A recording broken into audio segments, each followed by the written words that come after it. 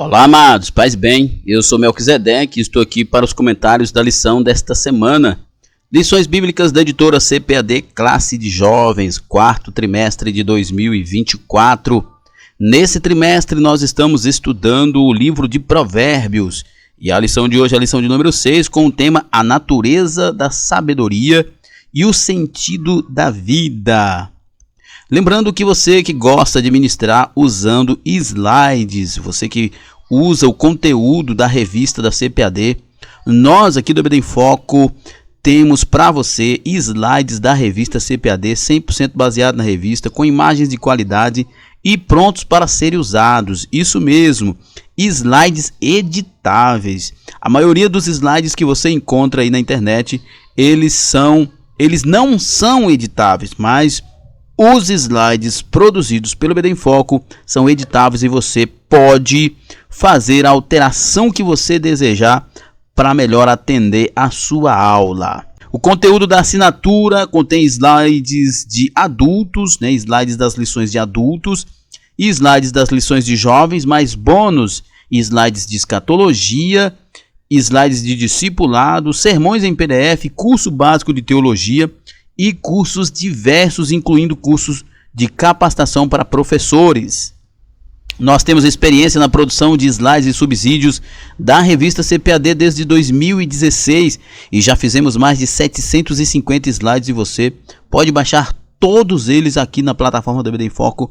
Basta você se tornar um assinante do ebdemfoco.com. Temos uma equipe qualificada que se dedica toda semana para entregar um conteúdo de qualidade para você. Então, acesse o site www.ebdemfoco.com ou entre em contato conosco pelo WhatsApp 94 é o DDD 984092869. Vamos então para o nosso comentário. O texto principal da nossa lição, Provérbios 8:35, porque o que me achar, achará a vida e alcançará a favor do Senhor. O capítulo 8 do livro de Provérbios é uma ode à sabedoria, é um poema, um cântico sobre sabedoria e nesta lição iremos aprender alguns princípios deste texto para a nossa vida. O resumo da lição: a sabedoria estava em antes e durante a criação, por isso quem a encontra acha a vida e o seu propósito. O resumo da lição nos mostra que a sabedoria é algo que estava na criação, antes da criação, durante a criação e continua existindo. O texto bíblico, Provérbios capítulo 8, verso 22 até o verso 31.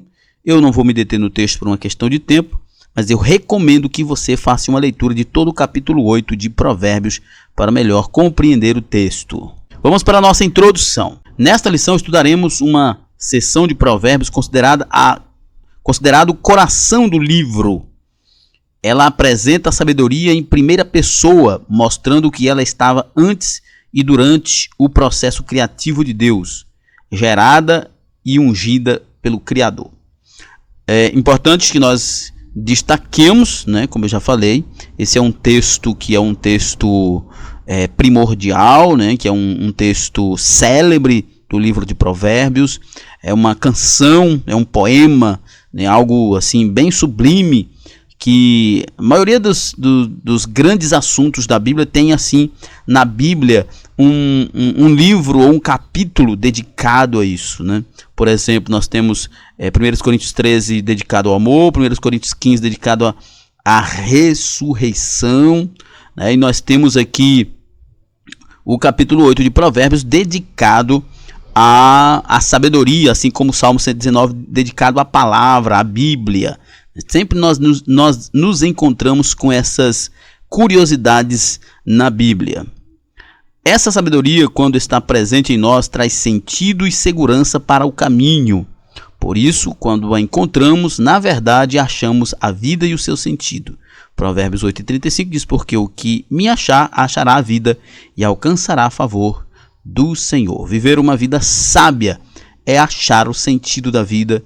E uma vida sábia nos leva a agradar a Deus. Vamos para o nosso primeiro tópico. Deus, a fonte geradora de sabedoria. A importância de Provérbios 8 e 22 a 31. Na verdade, Provérbios 8, né? A seção bíblica de Provérbios 8, 22 a 31 é considerada pelos estudiosos como a mais importante do livro. A seção bíblica de Provérbios 8, 22 a 31 é considerada pelos estudiosos como a mais importante do livro, né? É a ode, é a poesia, é o coração do livro, né? Haja visto, nós estamos falando de um livro de sabedoria, né? É um livro de provérbios que fala do viver sábio. É de se esperar que encontrássemos um momento no livro que tivesse esse apogeu, né, do livro, que tivesse essa descrição, essa honraria à sabedoria. Diferentemente de outras seções do livro de Provérbios, em que advertências a respeito da família, da castidade sexual, do cuidado com o coração eram enfatizadas, esta seção traz uma descrição bela da origem da sabedoria, né? O livro de Provérbios tem todo esse contexto, afinal de contas é um livro de sabedoria. A sabedoria se aplica nas mais diversas situações da vida, né? Na família, na relação sexual, no cuidado com o coração, e em outras situações da vida. Mas o autor também achou que seria interessante uma descrição personificada, né? Tanto que o texto vai apresentar a sabedoria na primeira pessoa como um substantivo, né? Ou como um sujeito nesta oração. A seção também mostra como que a sabedoria apresenta suas orientações que revelam segurança no percurso da jornada. Importante destacar que a seção se encontra na primeira pessoa. Veja como o texto é introduzido. O Senhor me possuiu no princípio de seus caminhos e antes de suas obras mais antigas. A sabedoria fala em Provérbios. Então ele fala aqui no livro de Provérbios o quanto que é importante a sabedoria no viver de cada pessoa. A sabedoria gerada e criada por Deus. Esta seção nos mostra que o próprio Deus gerou a sabedoria. Por isso é muito interessante meditarmos na expressão me possui, que aparece no versículo 22. Ela aparece no texto hebraico como qanar, que ao longo do texto de Provérbios carrega o sentido de comprar, adquirir, ou possuir, ou criar também, né? Os estudiosos, porém, concordam que a palavra no versículo 22 é ambígua e por isso ela tem muitas formas de tradução. Contudo, há uma convergência para reconhecer que ela tem a ver com a ideia de que a sabedoria existia antes da criação de Deus. Expressões como desde a eternidade fui ungida, antes de haver abismos fui gerada, ele ainda não havia feito a terra, convergem bem para esse sentido. Antes mesmo de existir o mundo visível, a sabedoria estava com Deus, né? Num sentido geral, né, pensando na sabedoria no modo geral, é óbvio que a sabedoria existia, né, desde o início. Afinal de contas, o Deus Criador não pode ser nada além de um Deus sábio, né? Ele é um Deus sábio, não pode ser menos do que um Deus sábio, melhor dizendo, né? O Deus Criador, o Deus da Bíblia, o Deus que domina todo o universo, não pode ser menos do que um Deus sábio. Ele é sábio, por isso a sabedoria sempre esteve com ele, e entendemos por isso também que a sabedoria não é uma invenção humana, que a sabedoria não é uma criação humana, não é algo que o homem tirou dos seus pensamentos, do seu coração, mas é algo que já existe com Deus. A sabedoria e o processo de criação. O versículo 27 e 29 retrata a sabedoria atuando no processo de criação.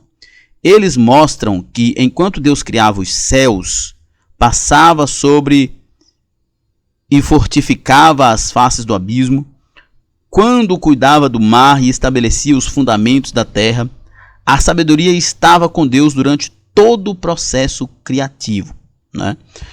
Todo o processo criativo, a sabedoria estava ali. Não tem como criar o que foi criado sem sabedoria.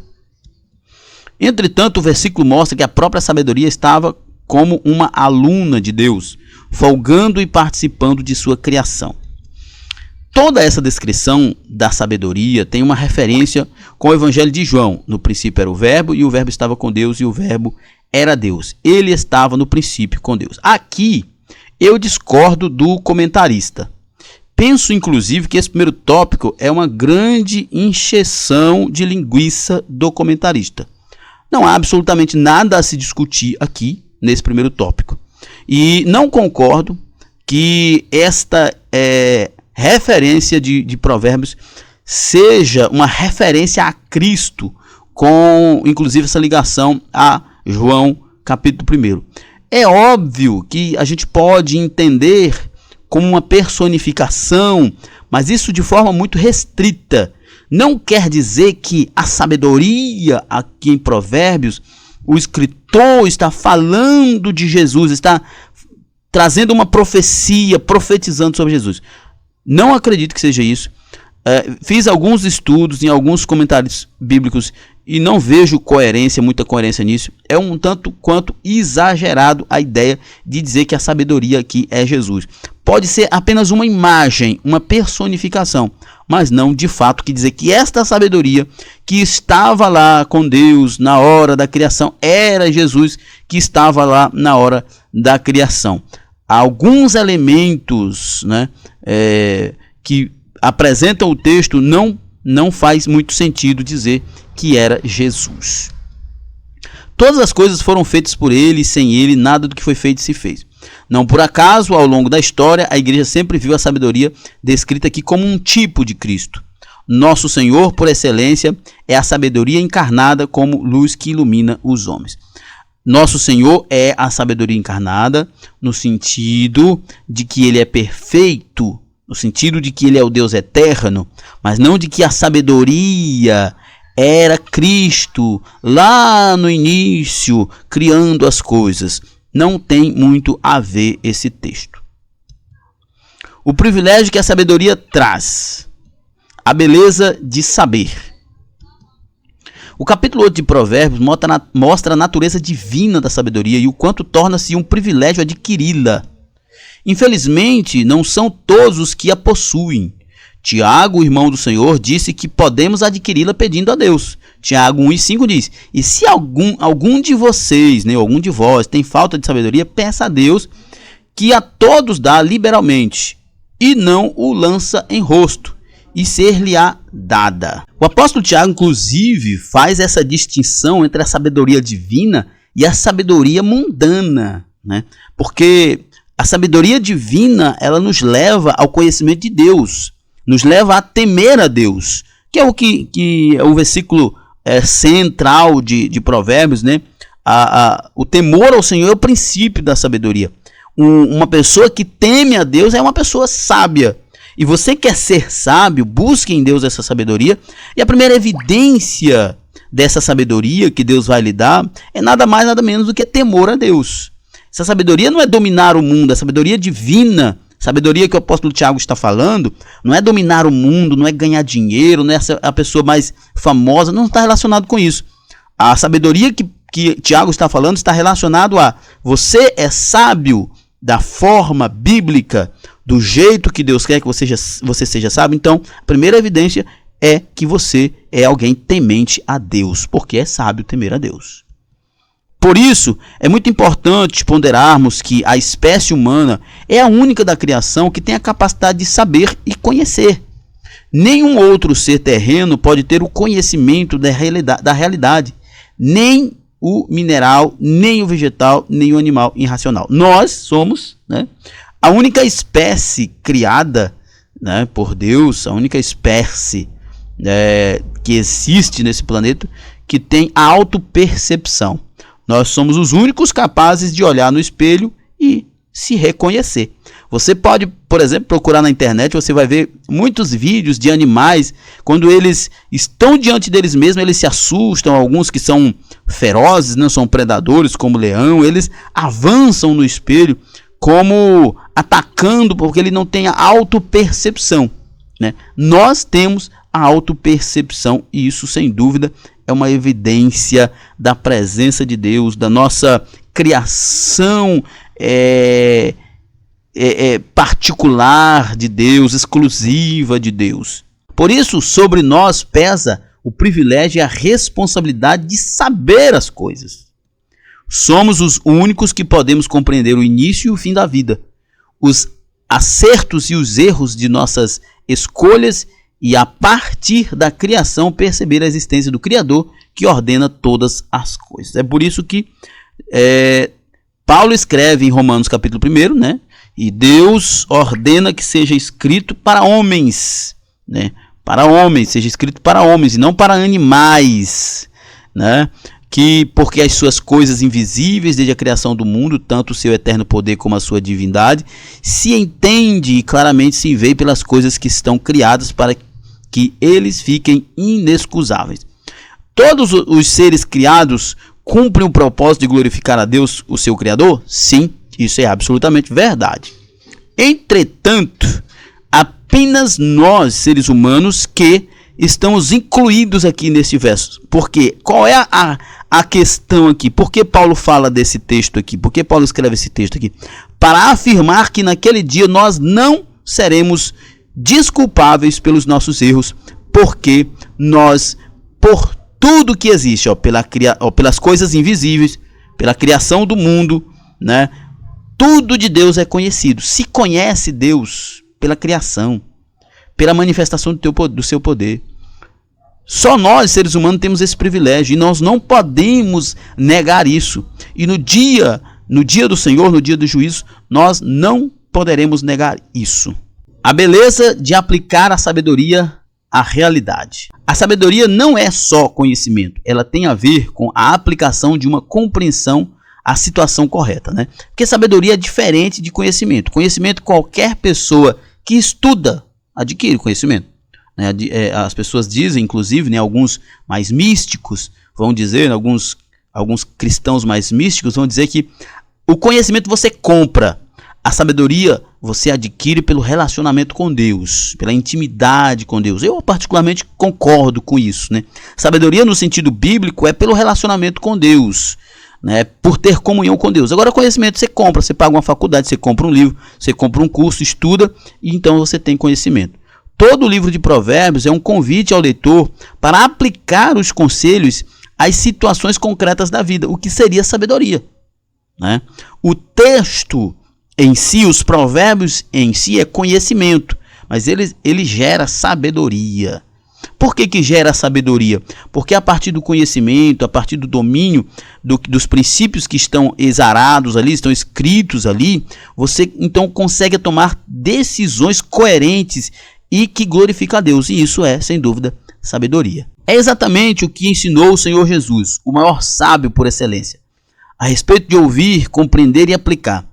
Todo aquele, pois, que escuta estas minhas palavras e as pratica, assemelhá-lo-ei ao homem prudente que edificou a sua casa sobre a rocha. Olha só, o que Jesus diz que acontece? Esse cara que constrói a sua casa, né? Ele constrói a sua casa na rocha. E o que acontece por ele construir a casa na rocha?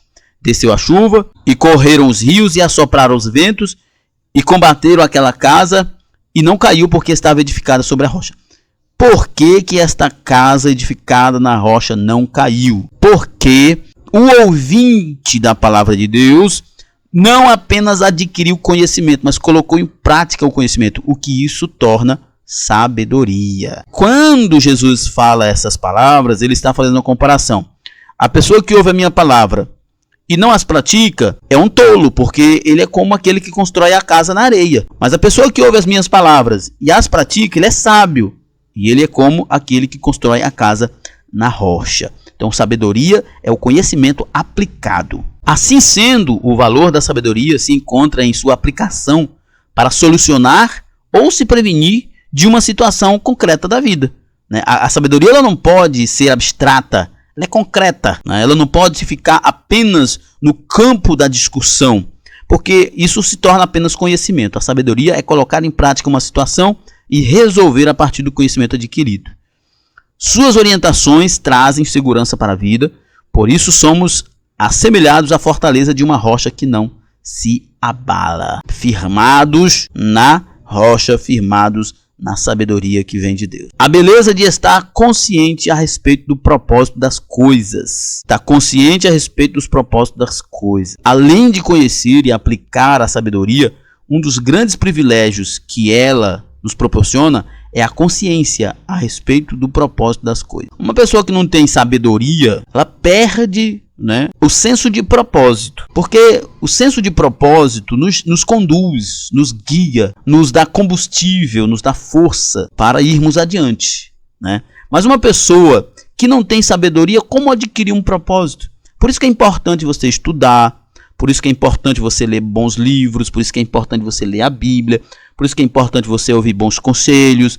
Por quê? Porque fazendo assim, você adquire conhecimento. E esse conhecimento, ele vira sabedoria. E esta sabedoria lhe amplia os horizontes. Por que pessoas às vezes têm concepções limitadas da vida? Porque lhe falta conhecimento. E, consequentemente, lhe falta sabedoria. Não estou dizendo que conhecimento e sabedoria é a mesma coisa, já falamos sobre isso. Mas a sabedoria, quando a pessoa tem sabedoria, ela consegue ter uma visão mais holística da vida, mais ampla. Apenas o ser humano tem a capacidade dotada por Deus para isso. Infelizmente, como resultado do pecado, perdemos muito a capacidade de compreender o nosso propósito. Porque o pecado, ele capturou a nossa natureza, O professor pode inclusive explorar isso com seus alunos. Por que nós perdemos um pouco do senso de propósito, do porquê fomos criados, do porquê estamos aqui e tal, essa coisa toda? Porque o pecado, ele capturou a nossa natureza. E agora nós no sentido da pessoa que não conhece Jesus, Preciso explicar isso melhor. Uma pessoa que não conhece Jesus, ela teve a sua natureza capturada, escravizada pelo pecado. E por isso, ela tem uma visão limitadíssima da vida, dos propósitos. Ela pensa que a vida é beber, se prostituir, trabalhar, gastar dinheiro, farrear e assim por diante. Enquanto que aquele que tem a sua mente guiada pelo Espírito Santo, tem a sua mente fertilizada pela sabedoria divina, ele consegue entender que a sua vida não é apenas comer, beber, se divertir e morrer, como faziam aqueles da época de Noé e de Sodoma. Não menos ruim, há quem diga que não há propósito na vida do ser humano. Essas frases fazem parte do vocabulário de quem gosta de brincar de desconstruir o outro. Geralmente, quem faz isso já se encontra desconstruído por dentro. Uma pessoa que não entende que há propósito, uma pessoa vazia, sem perspectiva. Uma pessoa geralmente amarga, sem alegria. Uma pessoa confusa. Tem muitos filósofos que pensam nisso, que a nossa vida, a existência na Terra, ela não tem sentido nenhum. Isso não é verdade. A vida faz todo sentido. Basta você ter sabedoria divina para compreender. A sabedoria da fé cristã zela sempre pela construção positiva do sentido na vida das pessoas, pois olhando para Deus e observando a natureza, conforme narrado em Provérbios 8, há um propósito muito claro na criação. Nós não estamos aqui por acaso. Nós não estamos aqui de forma aleatória. Há um propósito, sim. Há propósito de glorificar a Deus, há propósito de conhecermos a Deus, há propósito de vida, de existir. E nós iremos entender isso melhor, óbvio, quando nós estivermos na eternidade. Mas a nossa existência tem um propósito: glorificar a Deus, desfrutar da alegria de Deus, estar em paz com Deus, viver feliz em Deus. Ora, a vida no mundo só é possível porque cada ser vivo está agindo segundo o seu propósito, a sua função. Entretanto, só o ser humano pode ter consciência disso. A propósito, qual é o sentido da sua vida? Cada ser vivo está cumprindo um propósito. Basta você olhar para a cadeia alimentar. A cadeia alimentar fala que tem a mosca ela bota nos alimentos ou na carne, enfim, nos orgânicos mortos, para que ela putrefique, né, e se dissolva. Aí vem o sapo e come a mosca, porque se tiver uma grande quantidade, uma colônia muito grande de mosca, aí fica insuportável. Aí vem a cobra e come o sapo, né? E assim por diante. Tem outro animal maior que come a cobra, e vem outro que come o outro animal, e a cadeia alimentar funciona assim, cada um tem o seu propósito. Tanto é que, se extinguirmos uma espécie desse ciclo, desse loop, tem um desequilíbrio, um desequilíbrio profundo, porque todos cumprem um propósito, né? A diferença de nós, seres humanos, para os animais é que nós temos a autopercepção, nós sabemos disso, nós percebemos isso. Isso é muito interessante, porque uma vez que nós percebemos isso, nós somos capazes de melhorar o processo, né? Nós temos capacidade de melhorar o processo, de fazer algo melhor, de fazer com que a coisa tenha um sentido maior, né? Então, quando nós temos essa percepção, e por termos essa percepção, nós temos uma responsabilidade maior, né? Nós temos uma responsabilidade maior. E fica a pergunta aqui: qual é o sentido da sua vida? Você está vivendo para quê e para quem? Você tem alegria? Você tem expectativa, esperança? Você tem algum propósito? Qual o sentido da sua vida? Terceiro tópico: conscientizando-se do sentido da vida. É sábio compreender o sentido da vida. Ainda no capítulo 8, o sábio escreve: porque o que me achar, achará a vida e alcançará o favor do Senhor. Quem acha a sabedoria, acha o sentido da vida, seu propósito a ser desenvolvido no mundo. Uma pessoa que vive sem sabedoria, ela vive às margens da irracionalidade, né? Da irracionalidade. Então, a pessoa que vive sem sabedoria vive às margens da irracionalidade, quase como um animal irracional. A sabedoria, né, ela traz propósito para a vida, porque ela lança luz sobre a existência, mostra o sentido da existência que na escuridão da ignorância a gente não consegue ter. Por isso, de acordo com o Novo Testamento, Jesus é o sentido da vida cristã. Sim, ele é o centro de onde tudo é ordenado. Prossigo para o alvo pelo prêmio da soberana vocação de Deus em Cristo Jesus. Jesus é muito além do que pedimos e pensamos. Ele é o ápice da nossa vida e o centro da nossa existência. É a partir dele que tudo fará sentido na vida do cristão. Isso é muito importante, o professor deve celebrar isso com seus alunos. Nós devemos viver a nossa vida cristã nessa perspectiva, que Jesus é o centro da nossa existência. Só Jesus fará sentido a tudo que vivemos. Porque tem tantas pessoas que se desviam? Por que tem tantas pessoas que se desiludem com a igreja? Eu conheço pessoas que se desiludiram com a igreja. Por quê? Porque eles focaram demais na instituição e não em Jesus. O nosso alvo não é uma placa. O nosso alvo é uma pessoa. Só Jesus nos satisfará. Nenhuma denominação religiosa, por mais organizada, mais nobre, mais bíblica que ela seja, por si só, ela é suficiente para suprir as nossas necessidades. Seja necessidades sentimentais, seja necessidade de propósito mesmo, né? Seja nossas necessidades espirituais. Nenhuma organização fará isso. E é importante que o professor converse isso com seus alunos. Porque se você viver para a obra e não viver para o dono da obra, você terá problemas. Se você viver para a igreja e não para o Deus da igreja, você terá problemas. Você tem que viver para Deus. É por isso que Jesus diz lá em Mateus 6, né, em 33, busque primeiro o reino de Deus e a sua justiça.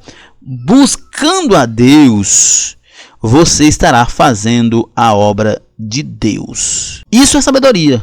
É a partir de Jesus que nossa vocação, família e ministério faz todo sentido, né? Se nós colocamos Deus em primeiro lugar, o que é muito sábio, né? Então a nossa família vai bem, a nossa vocação encontra sentido, né? E o nosso ministério também fará sentido. É muito difícil, irmãos, eu já passei por isso, né? Você liderar um ministério que você não está alinhado Você não está focado, você não está satisfeito, porque você está tentando agradar pessoas, porque você está tentando cumprir metas e não fazer a vontade de Deus. Eu já vivi isso, né? Eu já vivi isso, hoje não vivo mais. O meu objetivo é fazer a vontade de Deus. E inclusive a gente sofre com isso, mas é verdade, né? Paulo diz lá que uns preparam o solo, outros plantam semente, outros rega, outros colhem, mas é só Deus que dá o crescimento. Então nós não temos que estar naquela neura maluca de fazer ou não fazer, de cumprir meta ou não cumprir meta, porque o reino dos céus não é meta. O reino do céu é satisfação em Jesus. A vocação na vida. Descobrir a vocação da vida é um desafio bem complexo. Nem todos conseguem responder assertivamente o que deseja ser profissionalmente ou que tipo de vocação deseja desenvolver na obra de Deus. Isso é realmente complicado. Eu, particularmente, já li muitos livros, já procurei fazer testes de aptidões para até entender que o meu ministério é ministrar, né? É ensinar.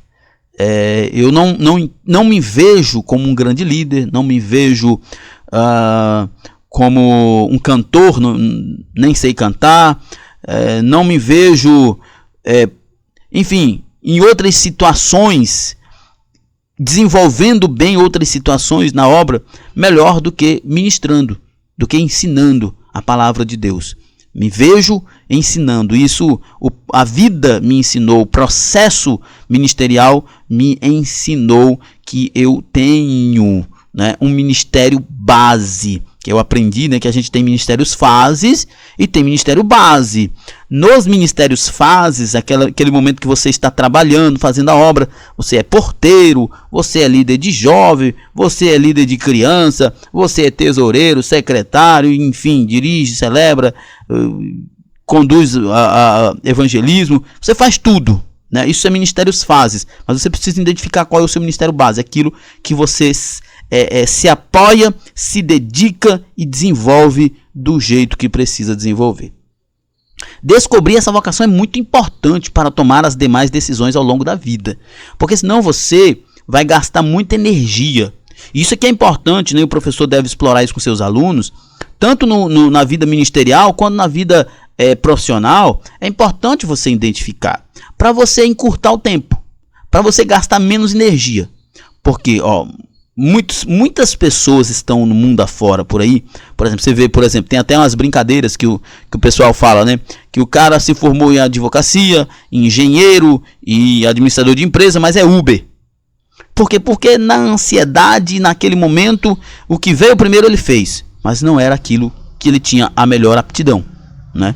Não era aquilo que ele tinha de fato desenvoltura. Então é importante você descobrir qual a sua vocação, qual o seu chamado. Vai encurtar caminho, vai diminuir esforço, gasto de energia, você vai se dedicar mais, vai ser mais produtivo e vai viver mais feliz. Então, meus caros professores e alunos, façam seus testes, procure encontrar a vocação e o ministério de cada um de vocês, para que vocês possam melhor servir ao Senhor.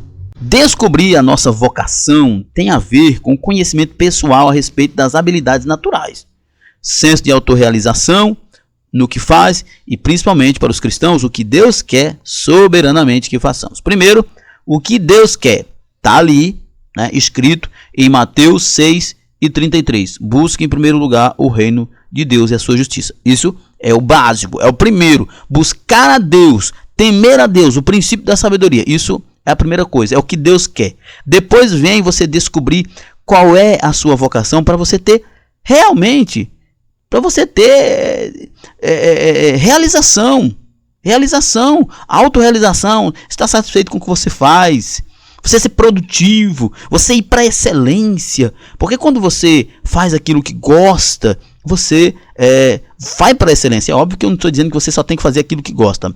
Há momentos que é preciso fazer alguns sacrifícios, há momentos que é preciso esmagar a vontade, mas é preciso, na caminhada da vida, na caminhada cristã, você entender qual é a sua vocação, para que você esteja mais satisfeito, mas sempre satisfeito primeiro em Cristo. Isso pode ser constatado na vida do apóstolo Paulo, que tinha plena convicção da sua vocação apostólica, ao expressar que pregar o evangelho era uma obrigação imposta a ele.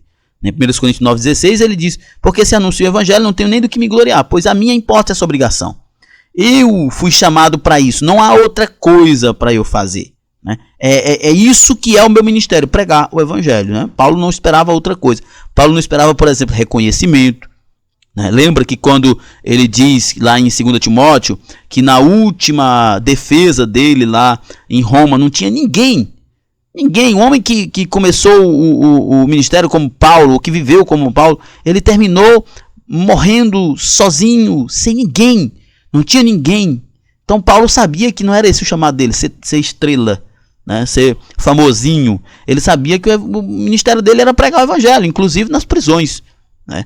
Não era uma obrigação humana, mas uma imposição que vinha do alto. E por isso que ele diz: ai de mim se não pregar o evangelho.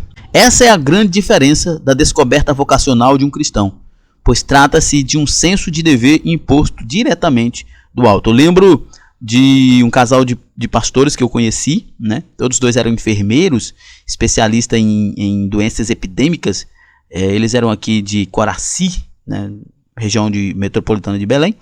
E eles foram para a Suazilândia, né? Todos dois muito bem formados, né? Pastores que poderiam ter ministérios grandes aqui, ter dinheiro, por que não? Né? Profissionais qualificados. Mas eles foram para um país na África que 50% das pessoas tinham AIDS. Eles se sentiram vocacionados, se sentiram chamados e era o que se sentiam realizados fazendo isso. Então, isso só funciona se você se sentir assim. Porque se você for fazer a obra de Deus, principalmente num sentido como esse, que é sair de casa, encarar uma realidade totalmente diferente, se não for vocação, meu amigo, você viverá um sofrimento sem fim. O Espírito Santo gerando motivação. É importante perceber claramente, por meio da palavra de Deus, que não estamos sozinhos para descobrir a nossa vocação. Isso é importante. Por isso que é importante orar, apresentar a Deus, ler bons livros. Né? Leia livros sobre liderança para ver se você tem vocação para liderança. Leia livros sobre música para ver se você tem vocação para música. Leia livros teológicos para ver se você tem vocação para ministrar, para pregar. Né? Prepare aulas, dê aula na escola bíblica, peça seu professor, né? O aluno aí, professor, faça um desafio. De vez em quando eu faço desafio com um aluno nosso lá na igreja, né? O Isaac, ele sempre topa o desafio de dar aula, e é muito bom. Ele é muito bom, muito desenrolado, né? Então já está descobrindo qual é a vocação dele. Então tente, se desafie, faça algo diferente, teste. Não fique aí sonhando, acordado, esperando alguma coisa acontecer. Se você gosta de cantar, procure aprender um instrumento, ver se dá certo. Né? Se você gosta de pregar, procure fazer um curso de teologia. Se desafie a ler a Bíblia toda em 4 meses, por exemplo, para ver se você tem amor pela palavra. Cuidar de pessoas, se associa ao ministério de diaconia da igreja. Não sei se a sua igreja tem diaconia ou ministério de assistência social para ajudar pessoas, assim. Enfim, se desafia a fazer algo nesse sentido para ver qual é o seu chamado. Em Êxodo 31, Deus encheu Bezalel com seu espírito, juntamente com Aholiabe, de sabedoria, entendimento e ciência para fazer os trabalhos artísticos para o tabernáculo. Isso é importante.